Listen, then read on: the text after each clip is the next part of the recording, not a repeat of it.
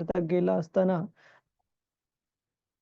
अर्जुन आणि शिवजी, भगवान शंकर यांचं युद्ध झालं आणि कशाप्रकारे शंकर हे एका अ, बदललेल्या रूपामध्ये अर्जुनासमोर उपस्थित झाले होते आणि अर्जुन इतक्या शौर्याने त्यांच्यासोबत लढला, की स्वतः भगवान शंकर हे अर्जुनावर प्रसन्न होऊन अर्जुनाला त्यांनी पशुपाथ अस्त्र हे दिलं आणि अर्जुनाने त्याचा वापर नंतर युद्धामध्ये केला.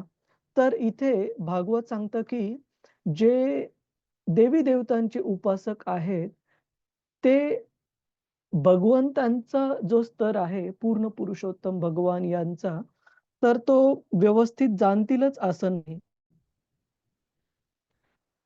परंतु कधी-कधी असे जे आराध्य देवी-देवता आहेत, त्यांना सर्वोच्च समजून कधी-कधी कृष्णांच्या बाबतीमध्ये अपराध पण होतो त्यांच्याकडून किंवा कधी कृष्ण किंवा जे विष्णू अवतार आहेत, दश अवतार आहेत, त्यांना बाकीच्या देवी-देवतांच्या समान समजून अशा प्रकारचे देवी-देवतांचे उपासक हे त्या रीतीने पण अपराध करतात.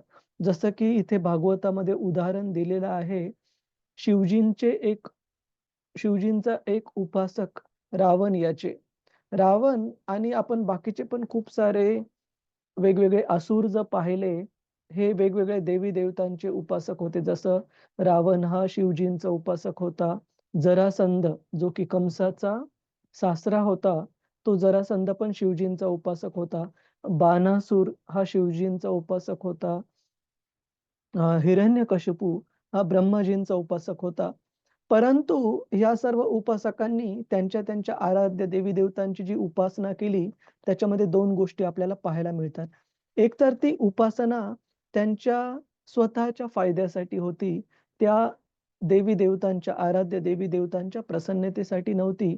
स्वतःला त्या देवी-देवतांना प्रसन्न करून काय प्राप्त करायचंय, त्यासाठी केलेली उपासना होती. आणि भगवद्गीता आपल्याला सांगते, की असे देवी-देवतांचे ज्यावेळेस उपासक त्यांची उपासना करतात, तर खरा जो लाभ, खरा जो आशीर्वाद प्राप्त होतो त्या देवी-देवतांकडून, तो लाभ अंततः केवळ आणि केवळ कृष्णांकडून प्राप्त होतो. देवी-देवता स्वतः कोणताही वर, कोणतंही वरदान स्वतःच्या स्तरावर देऊ शकत नाहीत. भगवंतांकडूनच ती शक्ती प्राप्त करून ते वरदान, तो आशिष्ट की हे जे देवतांकडून वेगवेगळ्या उपासनांचं भगवद्गीता सांगते, की ते क्षणभंगूर काही काळापुरतंच राहतं. नेहमी करता शाश्वत राहत नाही. परंतु भगवंतांकडून जे जे फळ प्राप्त होतं भगवंतांच्या भगवत भक्तीने ते शाश्वत राहतं. आणि तिसरी गोष्ट, की देवी-देवतांच्याकडून प्राप्त झालेले जे फळ आहे, त्याचा लाभ घेतल्याने जो उपासक आहे, तो कर्मबंधनामध्ये अडकला जातो. परंतु भगवंतांच्या भक्तीमध्ये भक्त भगवंतांकडून लाभ प्राप्त करून घेतल्याने पण हा कर्मबंधनामध्ये अडकल्या जात नाही. जसं आपण ध्रुव महाराजांचं उदाहरण पाहतो. ध्रुव महाराजांची अभिलाषा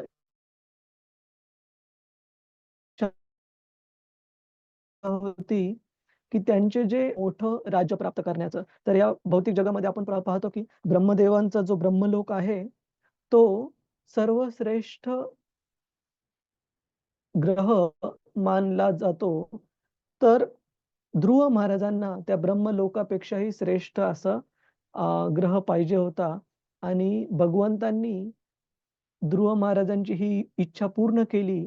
जरी भगवंतांचं दर्शन घेतल्यानंतर ध्रुव महाराजांनी ती इच्छा नको म्हणून सांगितलं भगवंतांना, की मला माझ्या ज्या भौतिक इच्छा होत्या त्या आता पूर्णपणे क्षमल्या आहेत आणि मला तुमच्याकडून कोणतीही भौतिक गोष्ट नको वरदानामध्ये. तरीही भगवंतांनी त्या अगोदरच्या इच्छा ध्रुव महाराजांच्या पूर्ण केल्या आणि ते कर्मफळामध्ये पण अडकले नाहीत. तर सांगण्याचा हेतू हा, की जे देवी-देवतांचे उपासक आहेत, ते खूप थोड्या म्हणजे कमी काळापुरत्या फायद्याचा विचार करतात, त्याला श्रेयस आणि प्रेयस म्हटलं जातं, की प्रेयस म्हणजे खूप शॉर्ट शॉर्ट साइटेडनेस. शॉर्ट साइटेडनेसला आपण मराठीमध्ये काय म्हणतो? अ, खूप जवळचं पाहण्याची क्षमता, दूरदृष्टी नसणे म्हणजे शॉर्ट साइटेडनेस आणि श्रेयस म्हणजे भगवंतांचे भक्त जे दूरदृष्टी ठेवतात. त्यांना कोणतंही जे फळ पाहिजे ते शाश्वत टिकणारं पाहिजे आणि कोणत्याही कर्मबंधनामध्ये न अडकवणारं पाहिजे. तर 4थ्या स्कंदामध्ये श्रीमद भागवताच्या 31व्या अध्यायामध्ये 14वा श्लोक येतो. खूप सुंदर श्लोक आहे. आपण सर्वांनी तो म्हणण्याचा प्रयत्न करा. यथा तरोर्मूलनिषेचनेन यथा यथा तरोर्मुषेचन तपोर्निषेचेन तृप्यन्ति तत्कन्दभुजोपशाखः दृश्यन्ति तत्कन्दभुजो भुजोपशाखा प्राणोपहाराच्च यथेन्द्रियाणाम् प्राणोपहारायतेन्द्रियाणां यतेन्द्रियाणाम् तथैव सर्वार्हणम् अच्युतेजा तथैव अर्हणमच्युते तेजा तर या श्लोकामध्ये भागवतामध्ये सांगितलेलं आहे, की ज्या प्रकारे यथा तरोर मूल निषेचनेन, की ज्या प्रकारे जर आपण झाडांच्या मुळाला जर पाणी घातलं, तर ते झाडांच्या मुळाला घातलेलं पाणी काय करतं? तृप्यंती तत्स्कंद भुजोपशाखः, की त्या झाडाच्या जेवढ्या काही फांद्या असतील, जेवढे काही पानं, फुलं, फळं असतील, त्या झाडाच्या प्रत्येक भागाला तृप्य करतं, नरिशमेंट देतं ते पाणी, जे की झाडांच्या मुळांवर घातलेलं आहे. परंतु झाडांच्या जर आपण फांद्यांना पाणी घातलं, पानांना पाणी घातलं, फुलांना, फळांना पाणी घातलं, पण झाडाच्या मुळाला जर पाणी नाही मिळालं, तर ते झाड सुकून जाईल, वाळून जाईल. त्याचप्रमाणे शास्त्र काय सांगतात, की त्याचप्रमाणे जर आपण भगवंतांची भक्ती व्यवस्थित केली, तर त्या झाडाच्या फांद्यांप्रमाणेच, फळा-फुलांप्रमाणेच जे भगवंतांचे देवी-देवता आहेत, जे वेगवेगळे ॲडमिनिस्ट्रेटर्स, हे जग चालवणारे भगवंतांनी नेमलेले जे देवी-देवता आहेत, ते ऑटोमॅटिकली, स्वाभाविकतः प्रसन्न होतील, जर आपण भगवत भक्ती व्यवस्थित केली तर. आणि शास्त्र उदाहरण देतं झाडांच्या मुळाचं आणि झाडांच्या फांद्यांवर पाणी वगैरे घालण्याचं, की जर ज्याप्रमाणे मुळांना पाणी जर घातलं, तर सर्व झाडांचे अवयव हे तृप्य होतील, नरिशमेंट मिळेल. त्याच वेळेस भगवंतांची जर व्यवस्थित भक्ती केली, तर भगवंतांचे जे अंश आहेत, देवी-देवता, ते पण स्वाभाविकतः प्रसन्न होतील. तर या श्लोकामध्ये भागवत सांगत आहे, की भगवंतांचे भक्त हे देवी-देवतांचा व्यवस्थितरित्या सन्मान करतात. परंतु जे देवी-देवतांचे उपासक आहेत, ते पूर्ण पुरुषोत्तम भगवंतांचा स्तर जाणत नाही. ते पूर्ण पुरुषोत्तम भगवान कृष्णांना पण देवी-देवतांच्या समान समजतात आणि अशा प्रकारे त्यांच्या हातून अपराध होतो. आणि आपण अनेक अशा असुर व्यक्तींची उदाहरणं पाहिले, जसं की रावण, जरासंध, बाणासूर, हिरण्यकशिपू आणि असे खूप सारे असुर आपल्याला इतिहासामध्ये, शास्त्रामध्ये पाहायला मिळतील, जे की देवी-देवतांचे मोठे उपासक होते. तर भक्तांच्या देवी-देवतांकडे पाहण्याचा दृष्टिकोन काय असतो? आणि देवी-देवतांचे जे उपासक आहेत, त्यांचा देवतांकडे पाहण्याचा दृष्टिकोन काय असतो? भक्तांचा दृष्टिकोन असतो, की सर्व देवी-देवता शास्त्र सांगतात, हे भगवंतांचे महान भक्त आहेत. हे साधारण जीव नाहीयेत. विशेष पात्र असे जीव आहेत, ज्यांनी खूप साऱ्या नीती-नियमांचं व्यवस्थित पालन केलेलं आहे. वर्णाश्रम धर्माच्या कर्तव्यांचं व्यवस्थित पालन केलेलं आहे, अनेक साऱ्या जन्मांमध्ये आणि त्या पुण्यकर्मांना एकत्र घेऊन ह्या जीवांना जन्म प्राप्त होतो देवी-देवतांच्या रूपामध्ये. याला फक्त अपवाद आहेत शंकर. विष्णू तत्व आणि जीव तत्व हे दोन वेगवेगळे आहेत. देवी देवता, सर्व देवी देवता हे जीव तत्व आहेत. फक्त एक्सेप्शन, अपवाद कोणता आहे? शिवजींचा. शिवजी हे शंभू तत्व आहेत. विष्णू तत्व, शंभू तत्व आणि जीव तत्व. तर शंभू तत्व हे जीव तत्व आणि विष्णू तत्वांच्या मध्ये आहे. तर जे भगवंतांचे भक्त आहेत ते सर्व देवी देवतांचा आदर सन्मान याच्यासाठी करतात की हे देवी देवता विशेष पात्र असे भगवंतांचे भक्त आहेत. पण कशा प्रकारचे भक्त आहेत? जास्तीत जास्त देवी देवता हे सकाम भक्त आहेत. सकाम भक्ताचा अर्थ असा की भगवंतांची भक्त तर आहेत, ते भक्ती करायची त्यांना, परंतु त्यासोबत स्वतःच्या पण काही इच्छा आहेत भौतिक आनंद उपभोगण्याच्या, आणि म्हणून हे देवी देवता ह्या भौतिक तलावर अडकलेले आहेत. परंतु भक्त कशा प्रकारे ह्या देवी देवतांकडे बघतात? भक्त ह्या देवी देवतांना त्यांच्या भक्तीच्या स्तरावर मानतात. जसं शिवजींबद्दल शास्त्रामध्ये लिहिलेलं आहे, वैष्णवानाम यथा शंभू. वैष्णवानाम यथा शंभू म्हणजे सर्व वैष्णवांमध्ये सर्वश्रेष्ठ असे वैष्णव कोण आहेत? भगवान शंकर आहेत किंवा शिवजी आहेत.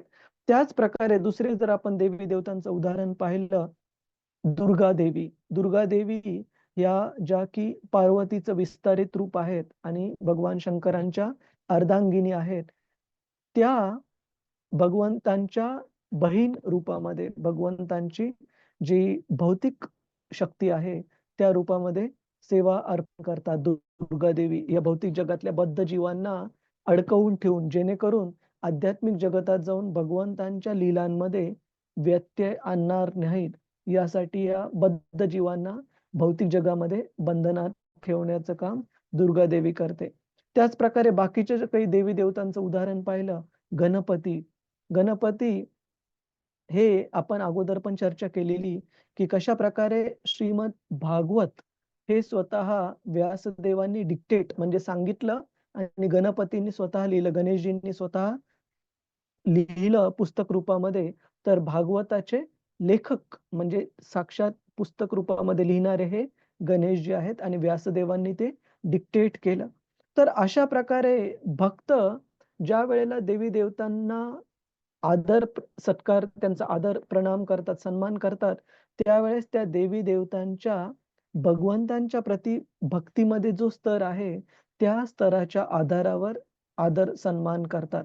परंतु त्यांना भौतिक गोष्टी मागण्यासाठी देवी देवतांकडे भक्त भगवंतांचे कधी जात नाहीत. मी तुम्हाला एक साधं उदाहरण देतो. समजा माझा एक मित्र आहे, समजा कोणी, किंवा माझ्या हां, माझा एक मित्र आहे, खूप जवळचा मित्र आहे आणि त्यांनी आपल्या भौतिक जीवनामध्ये खूप छान प्रगती करून, विचार करा की तो समजा न्यायाधीश झालेला आहे, जज झालेला आहे. आणि मी जर त्या मित्राकडे मित्राच्या रूपामध्ये गेलो, की अरे खूप दिवसानंतर भेटायला, तर तो खूप प्रेमाने, आदर सत्काराने जवळ घेईल किंवा घरामध्ये घेईल. परंतु आपण जर त्या मित्रत्वाचा उपयोग कोणत्या चुकीच्या भौतिक कार्यासाठी जर करायचा विचार करत आहोत, की बाबा माझा मित्र न्यायाधीश आहे, म्हणून माझ्या घरच्या एखाद्या व्यक्तीने चुकीचं कार्य जरी केलेलं असेल, तरी मी त्याला सोडवण्याचा प्रयत्न करेल, या माझ्या मित्रत्वाचा उपयोग करून. तर तो मित्र मित्र नाही राहणार. तो म्हणेल की अरे, हा मित्र म्हणून तर माझ्याकडे येत आहे, परंतु माझा जो माझे आहे न्यायाधीशाच्या रूपामध्ये त्याचा गैरवापर करायचा प्रयत्न करत आहे आणि या भौतिक हेतूसाठी हा व्यक्ती माझ्याकडे येत आहे मित्राच्या रूपामध्ये. तर पुढच्या वेळेस गेल्यानंतर अशा जर भौतिक कारणासाठी जर आपण त्या मित्रत्वाचा, मैत्रीचा उपयोग करायचा ठरवला, तर तो व्यक्ती थोडंसं अंतर ठेवेल आपल्यापासून. तसंच आहे देवी देवतांचं आणि त्यांच्या उपासकांचं, की देवी देवतांचे जे उपासक आहेत ते जातात, म्हणतात की कसे आहात शिवजी तुम्ही, कसे आहात गणेशजी तुम्ही. पण लालूल चांगुल केल्यानंतर शेवटी काय करतात? भौतिक वरदान मागतात. आणि ही गोष्ट शिवजींना, गणपतींना एवढी प्रसन्न करत नाही, जेवढी त्यांना प्रसन्न करेल जर आपण भगवत भक्ती व्यवस्थित केली तर. जर आपण शिवजींना आपल्या भौतिक इच्छांची पूर्ती करण्यासाठी नाही, तर भगवंतांचे श्रेष्ठ भक्त म्हणून जर आपण त्यांना आदर सन्मान केला, तर कितीतरी शिवजींना तो आदर सन्मान जास्त प्रिय वाटेल, आपण त्यांना भौतिक गोष्टीसाठी उपासना करण्याबद्दल. आणि याचं मी तुम्हाला उदाहरण पण देतो. खूप सारे भारतामध्ये पण असे पवित्र ठिकाणं आहेत, जिथं आपण पाहतो, की देवी-देवतांना भगवंतांचा जो नैवेद्य आहे, सर्वात पहिल्यांदा त्यांना अर्पण केला जातो. का? कारण त्यांचा जो आदर सन्मान त्या ठिकाणी होत आहे देवी-देवतांचा, तो भौतिक उपासनेच्या साठी नाही होत आहे. त्यांचा जो आदर सन्मान होत आहे, तो भगवंतांच्या भक्तीच्या स्तरावर होत आहे. जसं मी तुम्हाला उदाहरण देतो, जर आपण जगन्नाथपुरीचं जगन्नाथ मंदिर जर आपण पाहिलं, खूप मोठं कॉम्प्लेक्स आहे आणि त्याच्यामध्ये खूप सारे छोटे-छोटे मंदिरं पण आहेत. जगन्नाथ, बलदेव आणि सुभद्रा महाराणींचं मुख्य मंदिर दे जर गाभारा तो सोडून पण बाकीचे छोटे-छोटे मंदिर त्या मोठ्या मंदिराच्या प्रासादामध्ये आहेत. आणि त्यापैकी एक मंदिर आहे पार्वतीचं, ज्यांना तिथं विमला देवी म्हटलं जातं. तर जगन्नाथजींचा जो महाप्रसाद निघतो त्यांच्या ऑल्टरमधून, त्यांच्या देवघरातून दिवसातून जवळपास प्रत्येक 15 मिनिटाला जगन्नाथपुरीमध्ये तुम्हाला भगवंतांसाठी खूप मोठ्या प्रमाणामध्ये भोग घेऊन जाताना, भोग लावताना पांडास दिसतील. पहाटे 3-3:30 वाजल्यापासून ते रात्री 12-12:30 पर्यंत हार्डली 2 तास, 2-2.5 तास मंदिर बंद असतं आणि खूप सारे ऑफरिंग, खूप सारे नैवेद्य भगवंतांना दाखवले जातात. तर जगन्नाथजींचा जो महाप्रसाद आहे, जगन्नाथपुरीला त्यांच्या देवघरातून निघणारा तो सर्वात प्रथम अर्पण केला जातो विमला देवींना, ज्या की आहेत पार्वती माता, शिवजींच्या अर्धांगिनी. तर पार्वती देवींना तिथे जे मान-सन्मान, आदर-सन्मान मिळत आहे, तो कोणत्या भौतिक गोष्टीसाठी नाही मिळत आहे, की आम्ही तुम्हाला ही उपासना करू, तुम्ही आम्हाला हे फळ द्या. त्यांना मान-सन्मान, आदर-सन्मान प्राप्त होत आहे त्यांच्या भगवंता जगन्नाथजींच्या भक्तीप्रती, की जगन्नाथजींचा महाप्रसाद त्याच्यामुळे त्यांना पहिल्यांदा प्राप्त होत आहे. तर हा ही हा ही जी रीत आहे, ती आहे देवी-देवतांना व्यवस्थित प्रकारे कळून घेण्याची आणि त्यांचा आदर-सन्मान व्यवस्थित प्रकारे करण्याची. जर आपण भौतिक गोष्टीसाठी गेलो, जसं मी मागच्या वेळेला उदाहरण दिलं होतं, की आपल्यापैकी कोणी भक्त असू, समजा गणेश कुलकर्णी प्रभू असो किंवा अ, विश्वजित प्रभूजी असू किंवा बाकीचे भक्त. जर मी त्यांना विचारलं, की "गणेश प्रभू तुम्ही कसे आहात? छान आहात ना?" आणि 10-15 मिनिट गोड बोलल्यानंतर जर मी त्यांना भौतिक लाभासाठी, की "प्रभुजी मला ₹1000 द्या, ₹2000 द्या."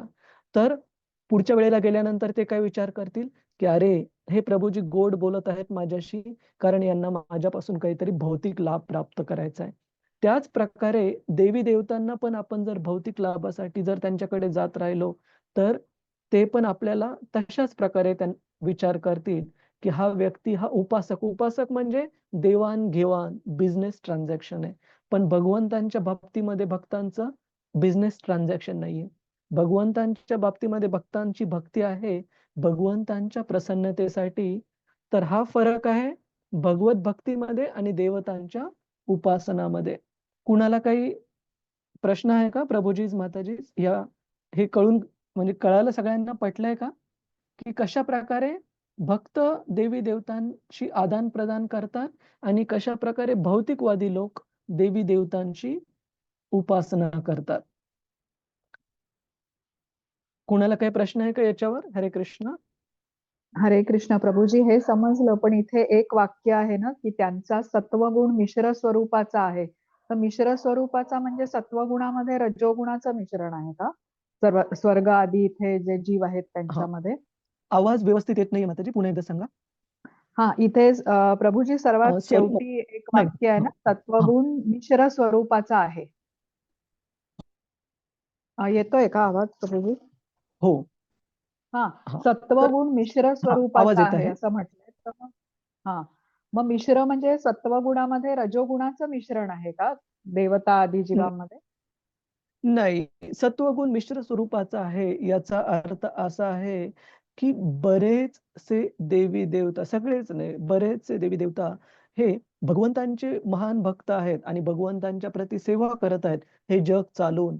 जसं की या भौतिक जगात आपण पाहतो इंद्र, चंद्र, वरुण, वायू यांच्याकडे प्रत्येकाकडे वेगवेगळे डिपार्टमेंट आहे. इंद्रदेवांकडे डिपार्टमेंट आहे की हे देवतांचे राजा आहेत किंवा पृथ्वीवर कोणत्या ठिकाणी पाऊस कसा पडावा याचे ते इन्चार्ज आहेत. अग्निदेव अग्नीचे इन्चार्ज आहेत. पवन हे वायूचे इन्चार्ज आहेत. तर अशा प्रकारे ते सेवा तर करत आहेत. परंतु हे सकाम भक्त आहेत. सकाम भक्ताचा अर्थ आहे की काही भौतिक उपभोगाच्या इच्छा त्यांच्या आहेत. जसं की इंद्रदेवांचं आपण बघतो, की हं. भगवंतांचे महान भक्त आहेत, देवतांचे राजा आहेत.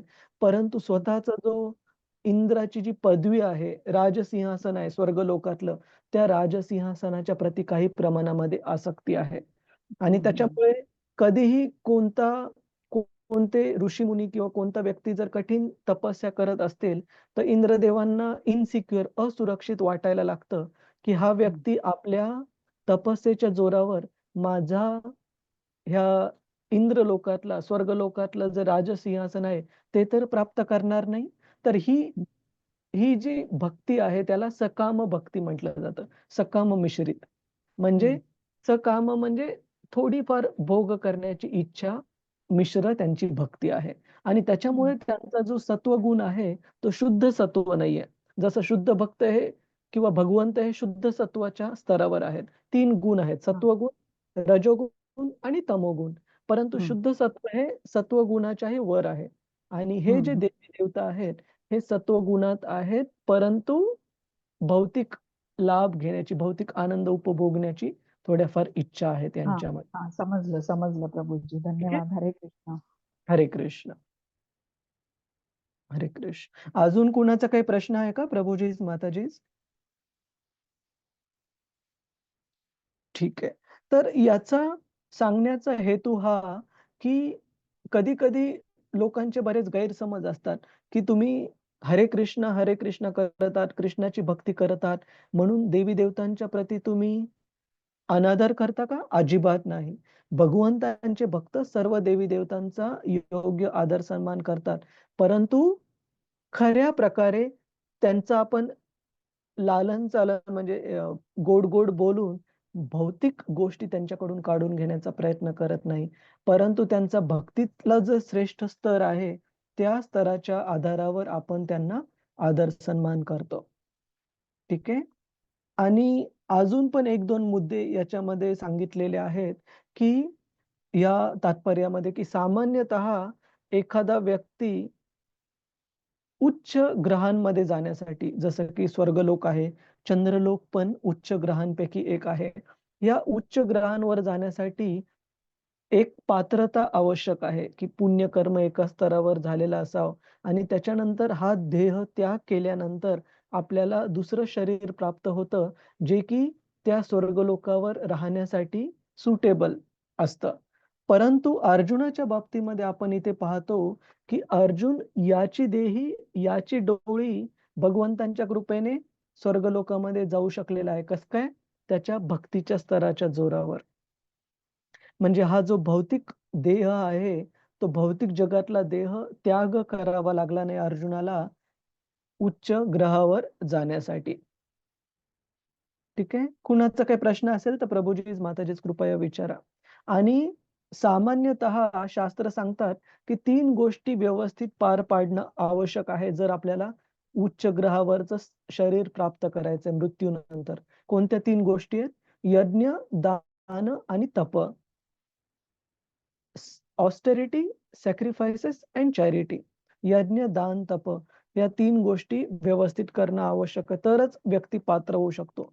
परंतु आपलं प्रयोजन काय भक्तीतलं? आपला हेतू काय प्रभुजीच, माताजीच कोण सांगेल? आपल्याला हे यज्ञदान करून स्वर्गलोकावर जायचंय का? कोणता भगवंतांच्या भक्तांचा हेतू काय असतो जीवनामध्ये? काय प्राप्त भगवत धामाची प्राप्ती. करायचं? भगवत धामाची प्राप्ती. सेवा करणे. भगवत धाम प्राप्त करायचंय. आणि भगवत धाम का प्राप्त करायचं? हां, भगवत धामाची. बरोबर आहे. भगवत धामाची प्राप्ती आणि तिथे भगवंतांची शाश्वतरित्या सेवा करायची. परंतु स्वर्गलोकामध्ये, चंद्रलोकामध्ये, उच्च ग्रहांमध्ये जाण्याचं काय? दुष्परिणाम आहे? काय प्रॉब्लेम आहे तिथे जाण्यामध्ये? कोण सांगेल? तिथे राहून हे झाल्यानंतर पुण्य संपल्यानंतर परत भूलोकामध्ये यावं लागतं, परत पृथ्वीतलावर यावं लागतं, जन्म घ्यावा खूप छान. लागतो. खूप छान मंजिरी माताजी, की या वेगवेगळ्या देवी देवतांच्या ग्रहावर गेल्यानंतर असं नाही की तिथे शाश्वत जीवन प्राप्त होणार आहे. तिथे काही काळापुरतंच राहायला मिळतं, जोपर्यंत आपलं पुण्यकर्म चालतं.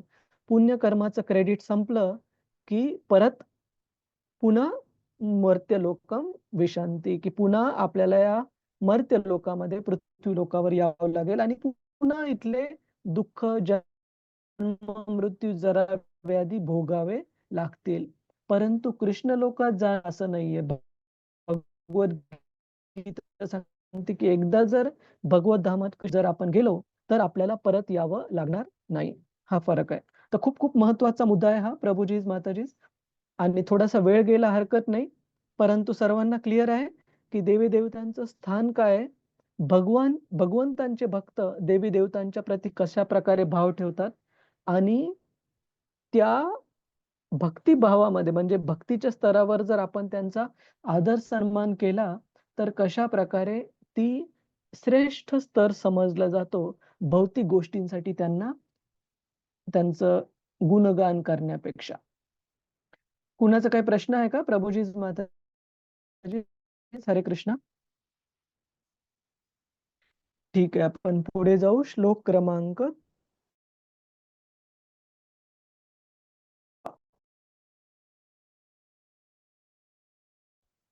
कृपया म्हणण्याचा प्रयत्न करा. हरतो भुजदंड युग्मम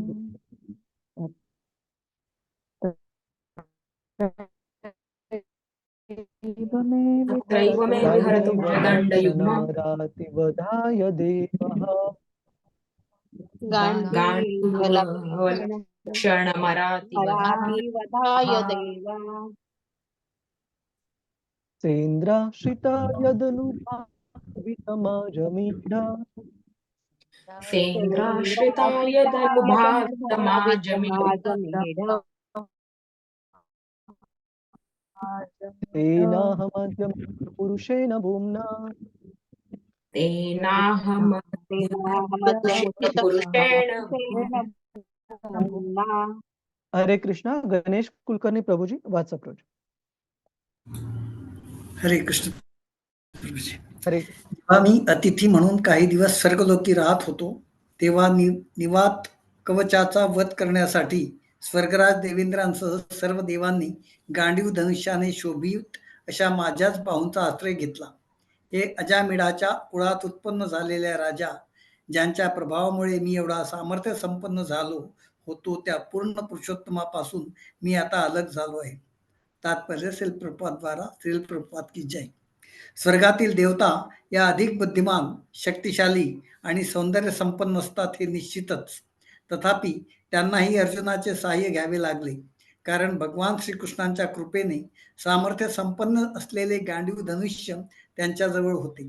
भगवान श्रीकृष्ण सर्वशक्तिमान आहेत आणि त्यांच्या कृपेने त्यांचे शुद्ध भक्त त्यांच्या इच्छेने किती शक्तिमान होऊ शकतात यास मर्यादा नाही. परंतु भगवंत जेव्हा एखाद्याकडून आपली शक्ती काढून घेतात तेव्हा त्यांच्याच इच्छेने तो सामर्थ्यहीन होतो. हरे कृष्ण प्रभूजी.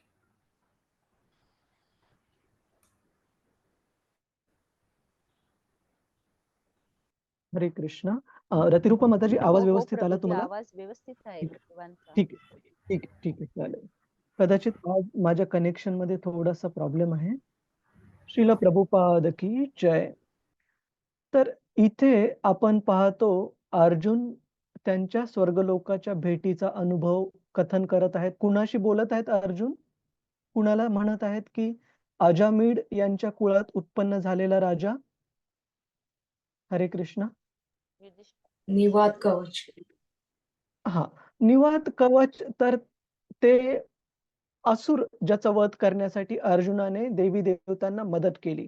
पण कुणाशी बोलत आहेत? कुणाबद्दल नाही म्हटलं. युधिष्ठिर महाराजांबरोबर. युधिष्ठिर महाराजांसोबत. आणि त्यांना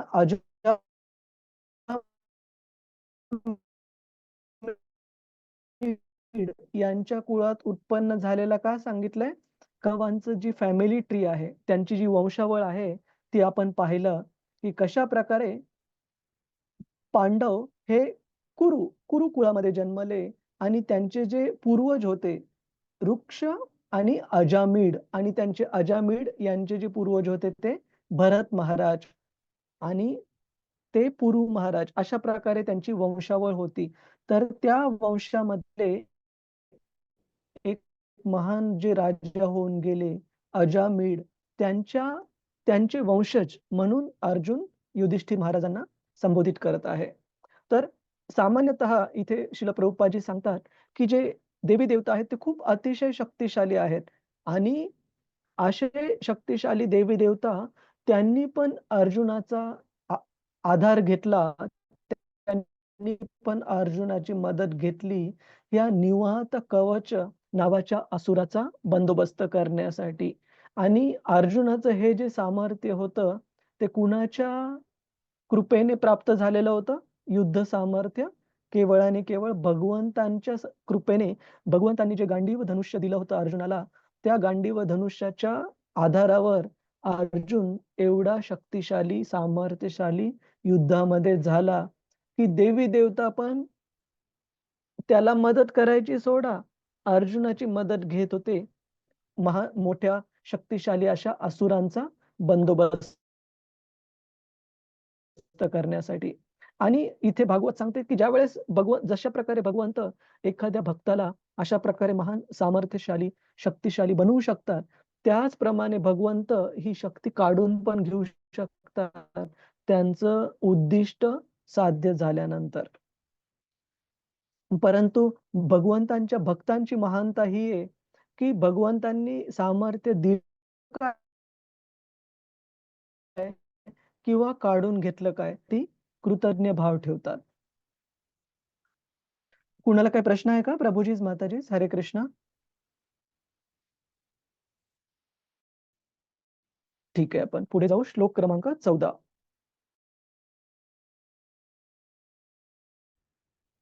रतिरूपा माताजी, माझा जर आवाज ब्रेक होत असेल मध्ये तर सांगा कृपया. ठीक आहे. हा प्रभूजी, हा. हरे कृष्ण. हा, ठीक. श्लोक क्रमांक 14 आपण सर्वांनी म्हणण्याचा प्रयत्न करा. यब्दान्धव कुरु बलाभिमनंत पारम गुरु बलाभिमनन्तपारम् एको रथेन ततरेहमतीर्य सत्वम् मेको रथेन ततरेहमतीर्यसत्त्वम् प्रत्यारुतं बहुधनं च मया परेषाम् प्रत्यारुतं बहुधनं च मया परेषाम् तेजास्पदं मणिमयं चरुतं शिरोभ्य तेजापदं मणिमयं च ऋतं शिरोभ्य. हरे कृष्ण. कुणाला वाचायचं आहे का प्रभुजीज, माताजीज? मी वाचू प्रभूजी. हा, अलका माताजी. हरे कृष्ण प्रभूजी, दंडवत प्रणाम. हरे कृष्ण. कौरवांचे सैनिकी सामर्थ्य एखाद्या महासागराप्रमाणे होते. त्यात कित्येक अजिंक्य शक्ती होत्या. तो सागर पार करून जाणे सर्वथा अशक्य होते. परंतु भगवंतांच्या सख्यत्वामुळे रथारूढ झालेला मी त्याला पार करण्यास समर्थ झालो. त्यांच्याच कृपेने मी गायींचं रक्षण करू शकलो आणि अनेक राजांचे तेजस्वी रत्नजडित मुकुट हिरावून एकत्र करू शकलो. तात्पर्य श्रील प्रभुपादजी द्वारा श्रील प्रभुपादजी की जय.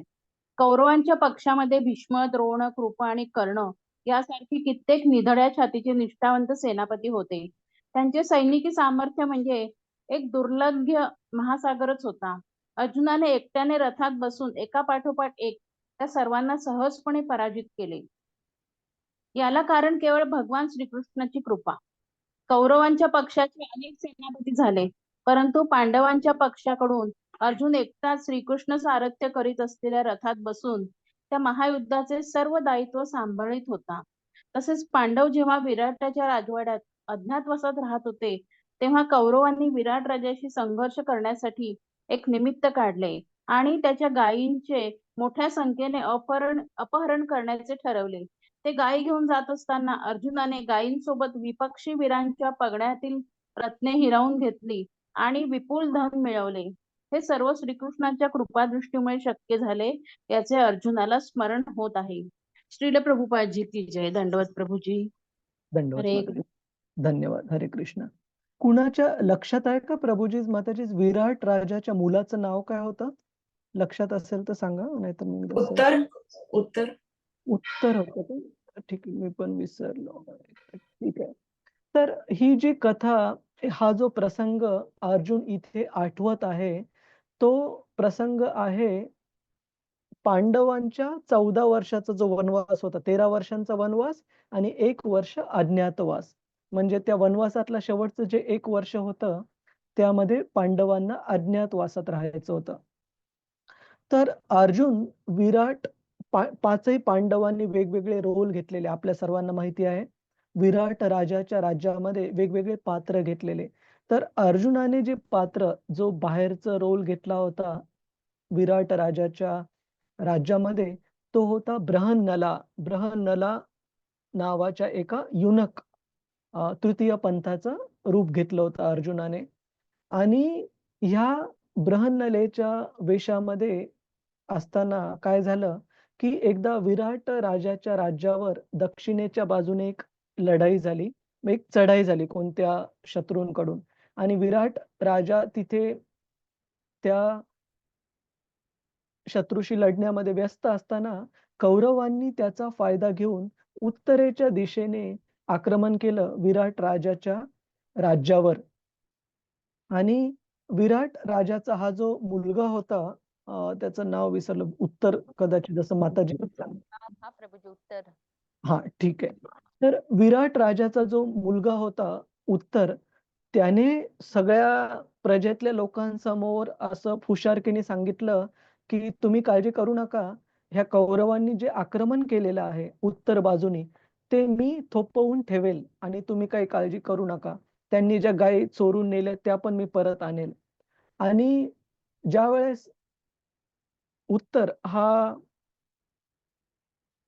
लढण्यासाठी जातो रथावर आरूढ होऊन, त्यावेळेस त्या रथाचं सारथ्य कोण करत असतो?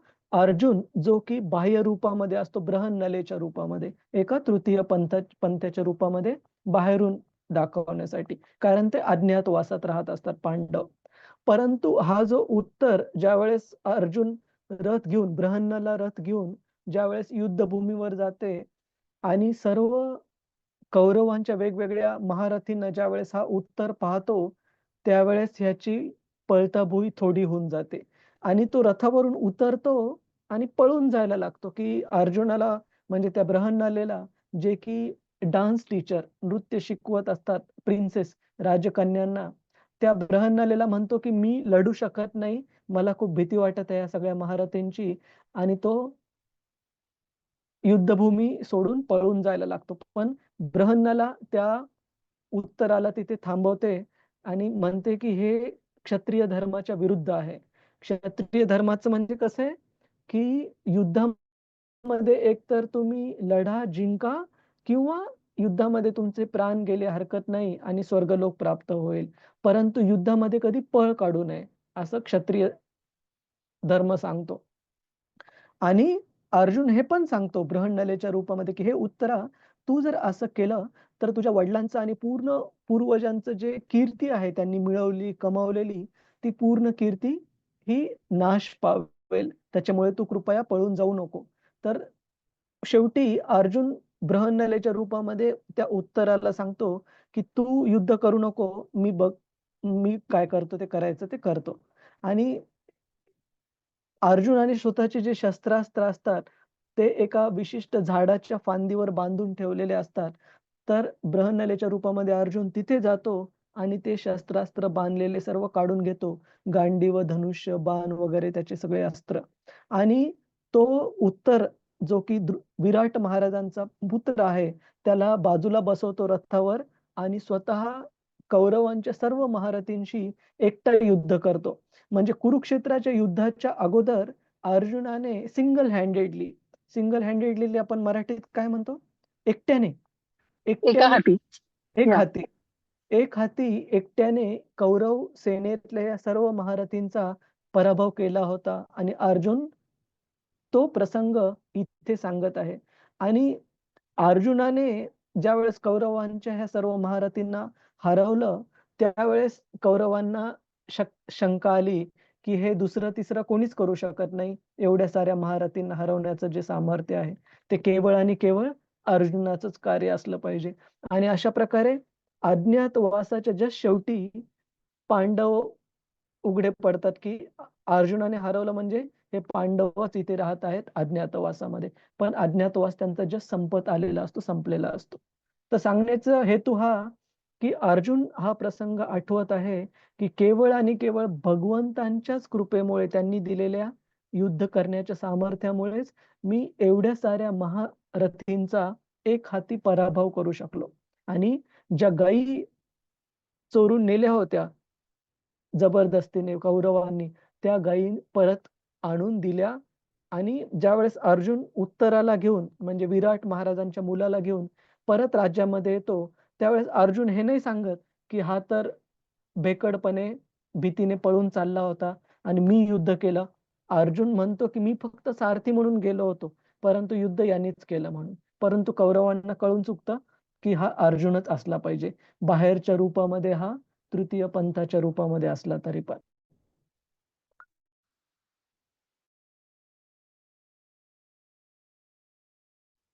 तर हा प्रसंग अर्जुन इथे वर्णन करतात. आणि कुणाचा काही प्रश्न आहे का प्रभू माताजी? हरे कृष्ण. आज आपण केलेल्या चर्चेवर. हरे कृष्ण कृष्ण कृष्ण हरे हरे, हरे राम राम राम हरे हरे. ठीक आहे. रतिरूपा माताजी रेकॉर्डिंग बंद करा एकदा. एक